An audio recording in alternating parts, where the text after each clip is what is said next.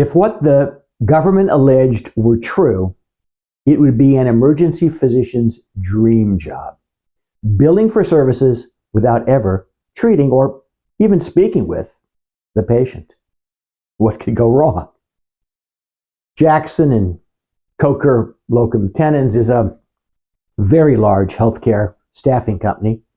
Between April and September 2021, Jackson Coker placed Edward William Salko, DO, he's an emergency medicine physician by training, to provide contracted telemedicine services for a company known as Nationwide Health Advocates, owned by a David Santana.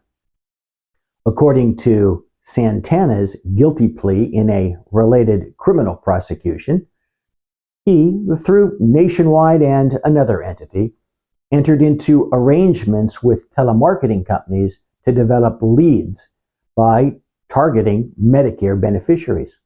The telemarketers then paid Nationwide on a per-order basis to generate orders for DME and genetic lab tests for those beneficiaries.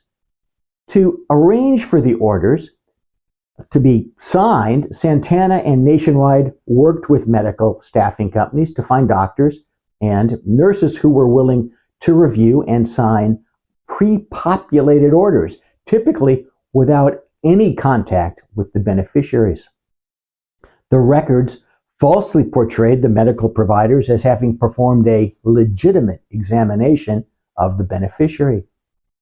The signed orders were then sent to the telemarketing companies, which sold the orders to DME suppliers and laboratories to be used to submit claims to Medicare for DME and genetic testing that were medically unnecessary, based on false documentation, and tainted by kickbacks.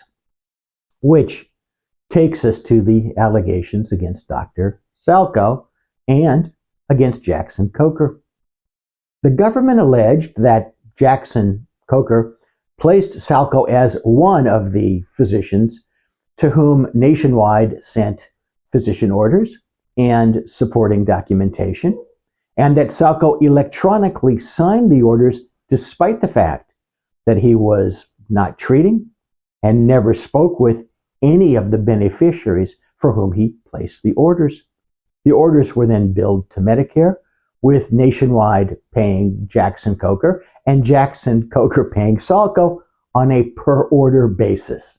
Specifically, Jackson Coker charged Nationwide a daily $45 administrative service fee plus $35 for each order received and approved by Salko, and Jackson Coker paid Salko $15 for each order received and approved by him.